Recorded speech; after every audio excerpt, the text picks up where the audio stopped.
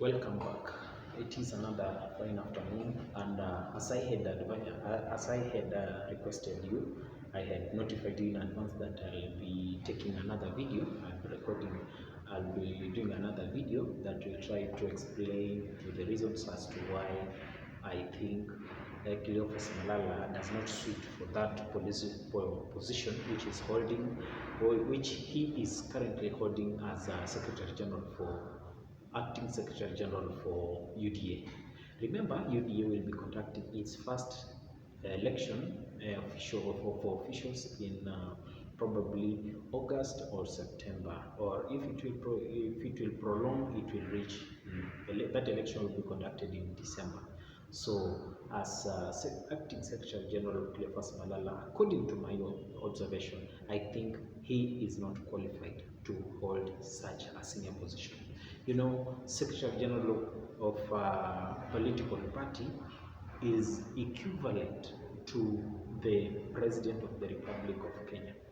Remember, okay, for example, let's compare the ODM Secretary General, that is Edwin Sifuna, who is also the Nairobi Senator, and let's compare him to Cleophas Malala, the former Senator from Kakamega County, and the Acting Secretary General for UDA. If you put these two gentlemen on a beam balance, whom do you think qualifies to be a Secretary General for a political, not just a political party, but a countrywide and nationwide? In fact, Cleophas Malala himself always says that Chama Tawala, who suits to hold such office when you compare Edwin Sifuna, that of ODM, and Cleophas Malala, that of UDA. Truth be told, Cleophas Malala does not qualify to hold such an office. Why? And I have a reason. And before I outline to you some of these reasons, I want to share with you the political journey for Cleophas Malala, starting from when he joined politics, where was he, and how he was found in politics, and that is it. So, to be brief, Cleophas Malala joined politics in, first of all, he was a teacher, a high school teacher for Kakamega High School, and he was doing drama festival. He was a patron in that school. So through that, he managed to propagate his agenda and also use the same platform to vie to be known to some of the parents and also people from within Kakamega town. And he was first elected as a member of as county assembly for I think it is Kakamega Central Ward.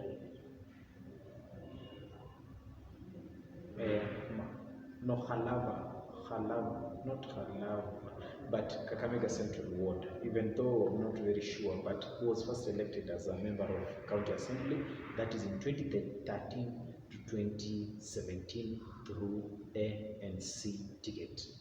No, through the UDF, United Democratic Forum, that of Musalia Mudavadi, which he used to come to vie for presidency in 2013. In 2017, Cleophas Malala, since there was a vacant, since Boni Halwale had decided that, you know what, I'm going to challenge Governor Oparanya when he will be vying for his second term. So there was a vacuum, and it was supposed to be filled by a candidate. So it was a very easy task for Cleophas Malala to go and abandon his MCA seat and vie for Senate seat in Kakamega County, that is in 2017, but through ANC, Amani National Congress, again of Musalia Mudavadi, and which was in a coalition of NASA coalition, National Super Alliance coalition of Raila Amolo Odinga as its flag bearer in 2017. In 2022, as we are approaching in 2022, Cleophas Malala since he was elected as the senator, he went, in 2017, when house committees were elected and everything were rescheduled, remember Cleophas Malala was given the position for deputy majority leader for NASA coalition, of which he served for about 2 years, and he was later removed by Raila Amolo Odinga by so-called Junet Mohammed, because his conduct was not in line with the agenda of NASA coalition by them, and also bearing in mind that Musalia Mudavadi was living in NASA and he was in the process of forming OKA, One Kenya Alliance. It was a challenge, a great challenge for Cleophas Malala to retain that seat. That seat for Deputy Majority Whip was found after Moses Masika Wetangula, the former senator for Bungoma County, was dewitt from being the minority leader in the Senate, and that position was given to Raila's trusted lieutenant, that is James Aggrey Orengo, the current governor of Siaya County. And by then he was the senator for Siaya County. So majority seat leader was given to Aggrey James Orengo, and deputy minority leader was given to Cleophas Malala. Malala used that opportunity to acquire some knowledge, and he was like wisdom, and he was like he could fit to be the next governor of Kakamega County.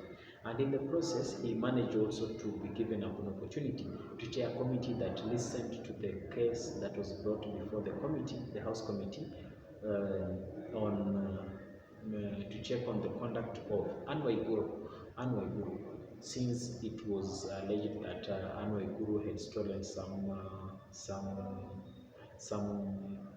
funds from the county, and those allegations were brought about by none other than the Purity Wangui of the former woman representative for Kirinyaga County.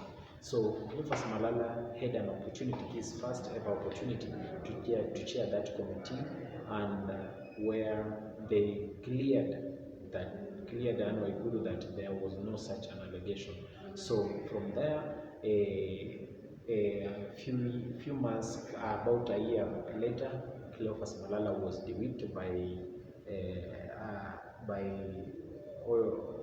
NASA disciplinary committee after they started forming One Kenya Alliance by Musalia Mudavadi, who was represented by Cleophas Malala. Then Kalonzo Musyoka was represented by Senator Mutula Kilonzo Jr. and Moses Wetangula was represented by none other than MP Chris Wamalwa, the former Kimilili MP. That is, Kimilili constituency is found in Trans Nzoia County. So that is a brief history of Cleophas Malala.